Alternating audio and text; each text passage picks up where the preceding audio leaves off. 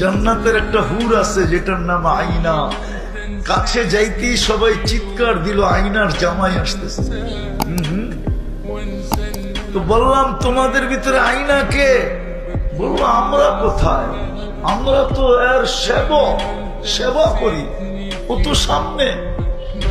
বলে হাঁটার গতি একটু বাড়ায় দিলাম, যা দেখলাম দ্বিতীয় বাগান, ঝর্ণা প্রবহমান, প্রথম মেয়েদের চেয়ে কোটি গুণ সুন্দর। ভাবলাম এখানেই হবে।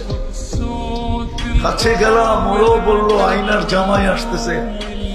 জিজ্ঞেস করলাম তোমাদের ভিতরে আইনা কে? বললো আমরা কোথায়, ও তো আরো সামনে, আরো সামনে। তো এইবার জোরে হাঁটতে শুরু করলাম, দৌড়াইতে শুরু করলাম।